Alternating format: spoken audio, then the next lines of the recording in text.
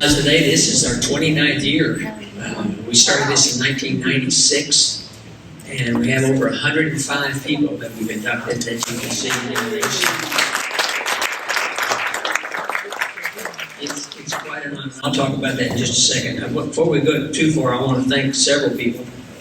One is Jimmy Miller. He's out there somewhere leaning on that table, I think. I can see back there. He allows us to use the papers for this, and he's done it very graciously, and we thank you for that. Thank you, Jimmy.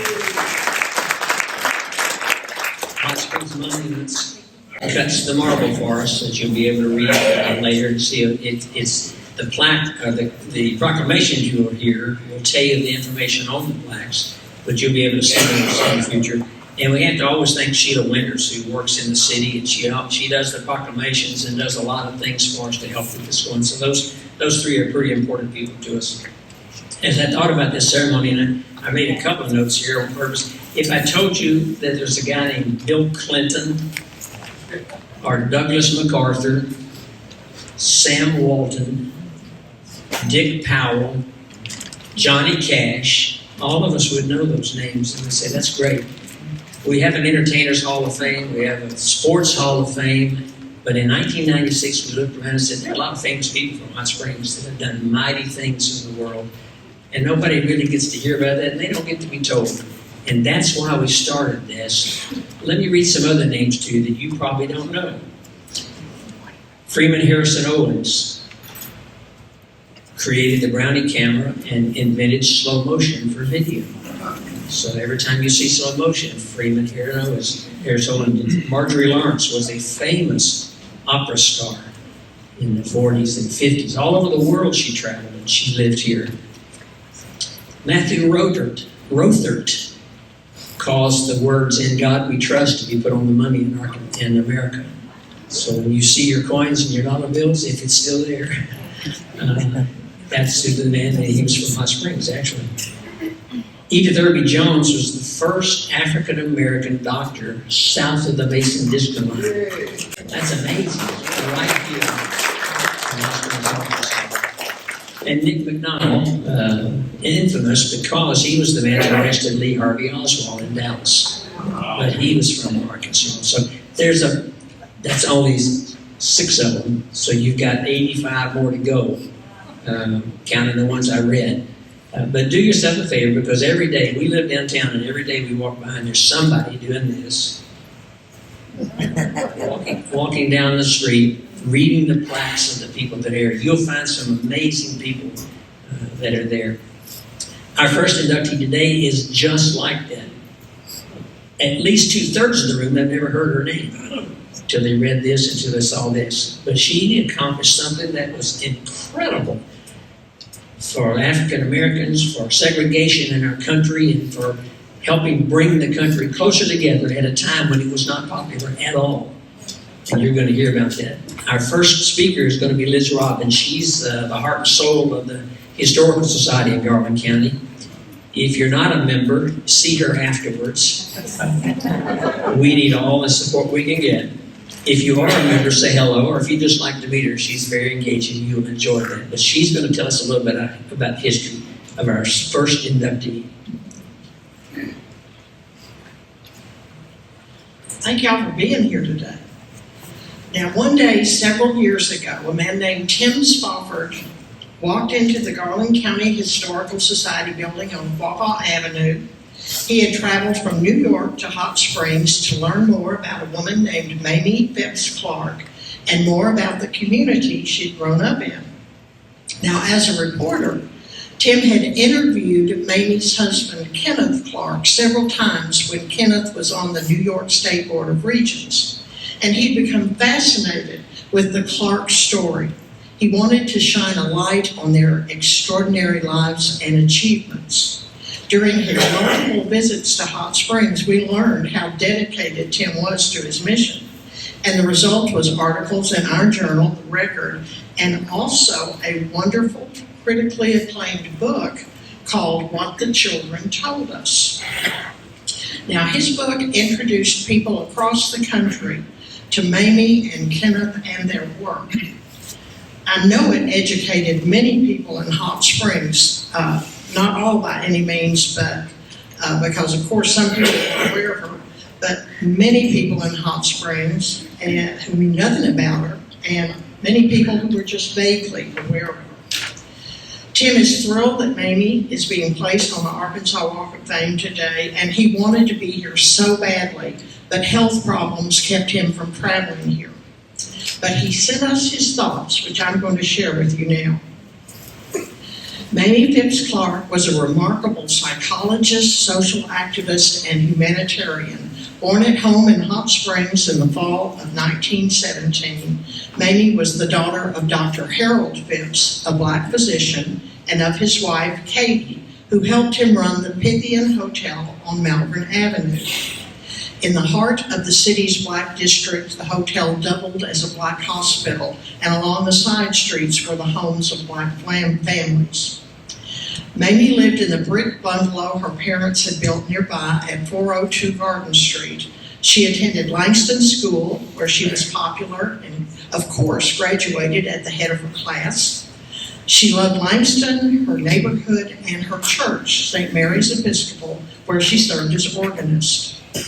Now, she left Hot Springs at 16 to attend Howard University in Washington, D.C., where she met her future husband, Kenneth Clark of Harlem, New York. And she earned bachelor's and master's degrees in psychology. Then, like her husband, Mamie went on to earn her PhD in psychology at Columbia University. She was the first African-American woman to earn a psychology doctorate at Columbia. This was not far from their home in Harlem. And she earned her doctorate in just 4 years, despite giving birth in that time to her 2 children, Kate and Hilton. Now, early on, this young couple won grants to conduct an experiment inspired by Mamie's master's thesis. The experiment would make them famous. Using brown and white dolls, Kenneth tested Mamie's theory about black children's self-image on black children right here in Hot Springs at Douglas and Goldstein schools. The experiment showed that most children rejected a brown doll in favor of a white one. Some of the children even derided the brown dolls. The Clark's measurements showing how segregation affected black children's perceptions of themselves and other black people were electrifying and horrifying. And their 1940 experiment has since been conducted across the nation and the world. Using their test results, the Clarks worked with the NAACP in the 1950s and testified in federal courts. And their work played a critical role in the historic Supreme Court ruling Brown versus the Board of Education, which made state-mandated segregation of public schools unconstitutional. But this was just the opening act in Mamie's busy life as an activist and humanitarian. Just to mention a couple of things, she and Kenneth founded a private clinic in Harlem that she ran for at-risk children. The Northside Center for Child Development still helps children today. Further, she was one of the few members of the standing committee that helped found Head Start during the Federal War on Poverty in the 1960s. Dr. Mamie Phipps Clark died of cancer in 1983 at the age of 65.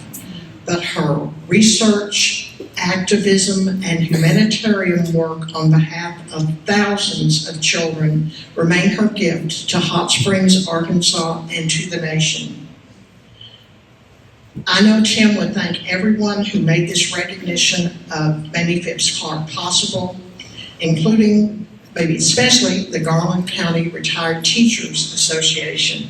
And speaking for them today is Sally Pierce.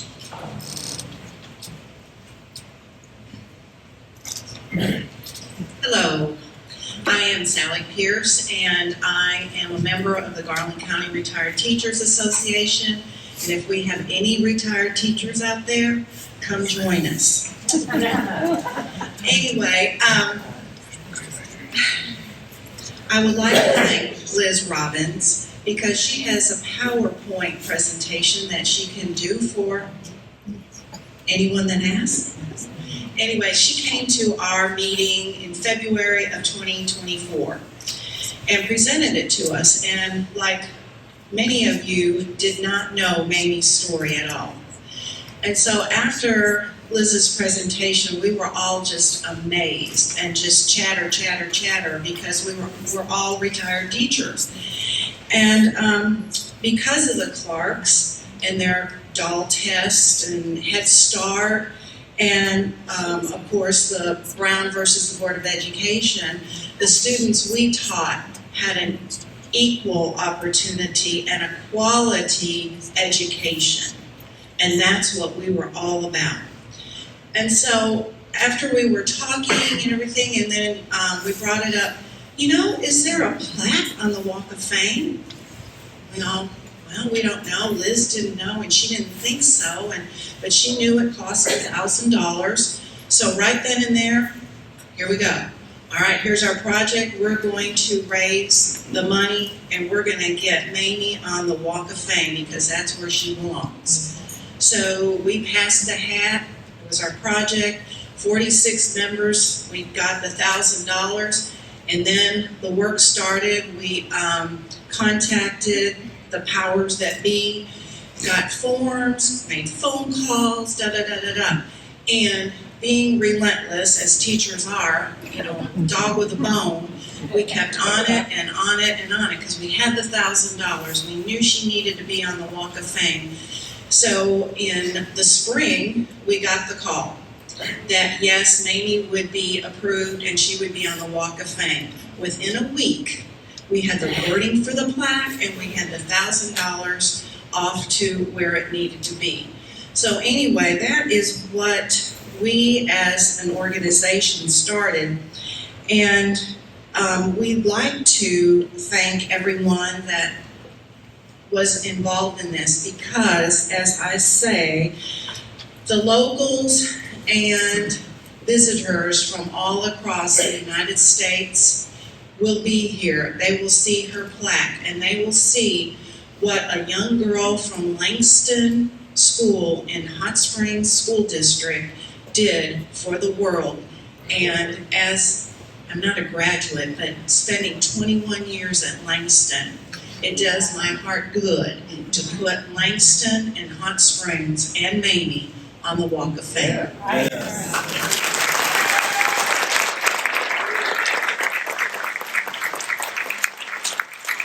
next presenter with the family aspect is Jean Lacefield.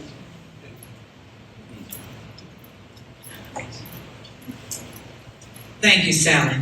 Good morning, everybody. My name is Jean Lacefield, and I'm the Development Officer for the Gateway Community Association. And hearing the story of Mamie Phipps Clark is something that is really important to the African American community because it touches our heart. And me personally, Mamie went to Roanoke Baptist Church, and I think we have some of the church members here. If you guys could raise your hand. I see Mr. Beard. And my home church as well. The school in which Mamie did her doll test at Douglas Elementary School is across the street from the house I grew up in that I'm currently staying in. And I bought the land. So I kept the land, and if you come up on High Terrace, you will actually see a marker for that particular school. And it says, where thousands crossed. And so Mamie's study was important to all of us in Arkansas as well as in the United States. In October, after talking to Tom Stafford about his book and Tim Stafford about his book, I helped with Liz to narrate, ask him questions at the Garland County Library. And then I started the nomination process through Gateway to get Mamie inducted into the Arkansas Black Hall of Fame. And she was inducted in October. So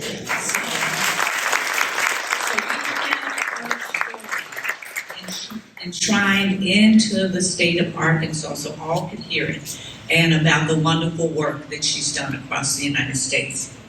But here's what I'd like to share with you from the family of Mamie Phipps Clark. At that ceremony, her family was there. Her daughter of Mamie Phipps Clark is Kate Harris. And she was there with her three children, which are the grandchildren of Mamie Phipps Clark. And so Andrea Harris Smith, the granddaughter, sent me these words for you to share with you. On behalf of the Clark family, we thank the Garland County Retired Teachers Association for your efforts and for your wonderful honor. We would also like to thank Ms. Jean Lacefield for speaking on behalf, and we must also acknowledge the Gateway Community Association for their efforts in bringing my grandmother's story and the story of the families of the Gateway community to light. We are so sorry to miss the opportunity to celebrate with you all. My grandmother would have been truly humbled by this recognition. I have written a few short lines to share a little of the woman my grandmother was. Her acknowledgments aside, she was never one to proclaim her achievements or abilities. She was soft-spoken, though visibly determined. She was kind, and we knew only as our grandmother. She was born, of course, in Hot Springs in 1917, and she recalled her childhood with fondness and would be proud to call herself a daughter of Arkansas. She spoke publicly and privately about her happy childhood. Her father being a prominent physician and both of her parents being active church community members gave the family a sense of belonging and connection, even though the South was still violent and segregated at this point in history. Hers was one of a rare Black families able to shop along Main Street at the time, and while the distinction may have set the family apart, they had a busy and warm social life with family and friends in town. There are photos of the home on Garden Street where visitors often stayed or came for Sunday dinner or just sat on the wraparound porch. My grandmother had an affinity for flowers and gardens, but she also found comfort in bustling downtown, which I think she bought with her from the vibrancy of Hot Springs. Once she had graduated from Langston High School, early at 16, she would take the long train ride back and forth from Hot Springs to college in Washington, D.C. And I know she enjoyed seeing the countryside change out the window, excited by her adventures, but equally excited to return home. We always knew that she left a piece of herself here. We thank you again for this lovely acknowledgement of her and her contributions. And this is written by Andrea Harris Smith, the granddaughter, on behalf of her mother and father, Donald and Kate Clark Harris, and the entire Clark family.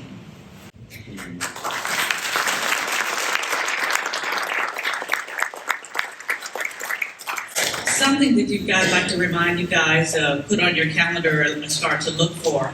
The Gateway community will be putting up a public marker for Mamie Phipps Clark at the home on Garden and Pleasant Street. I didn't realize it takes 6 months to have one of these markers done. So it is in the manufacturing process, and sometime during this summer you will see the plaque come up, and just look for the announcement. So we will be honoring her again with a plaque so that as people drive down the street in the neighborhood, they can read the story of Mamie and ever enshrine her in our hearts and in history. Thank you so much.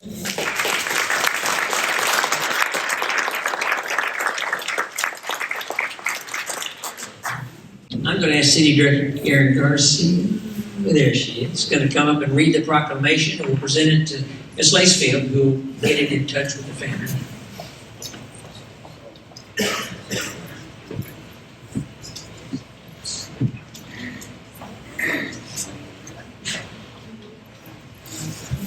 Good morning. As he said it, I am City Director Karen Garcia, but I'm also serving as Assistant Mayor for the entire city, and it's an honor and privilege to be here today with this proclamation. From the City of Hot Springs, whereas Mamie Catherine Phipps Clark, a native of Hot Springs, Arkansas, made history as the first African American woman to earn a Doctor of Philosophy degree in psychology from Columbia University, overcoming significant racial and gender barriers in higher education. And whereas Dr. Clark's groundbreaking research, including the now famous doll test conducted with her husband, Dr. Kenneth Clark, provided compelling evidence of the psychological effects of segregation on African American children, thereby playing a pivotal role in the landmark 1954 U.S. Supreme Court decision, Brown versus Board of Education, which declared school segregation unconstitutional. And whereas, in response to the widespread lack of mental health services for Black children, Dr. Clark co-founded the Northside Center for Child Development in Harlem, a pioneering institution that offered vital psychological and educational services to underserved communities and advanced a new model for culturally informed care. And whereas throughout her distinguished career, Dr. Clark served on the boards of numerous major institutions, including Columbia University, the New York Public Library, and the Museum of Modern Art, and remained a staunch advocate for minority youth and families facing systematic inequalities. And whereas Dr. Clark's legacy as a scholar, clinician, and civil rights advocate continues to influence the fields of developmental psychology, education reform, and social justice. And she was rightfully inducted into the Arkansas Black Hall of Fame in 2024 in recognition of her lifelong contributions. Now, therefore, on behalf of the mayor and the entire City Board of Directors, I do proclaim May 24th, 2025 as Dr. Mamie Phipps Clark Day, and this is in witness whereof the hand caused by the seal of the city to be affixed this 24th day of May in the year of our Lord, 2025.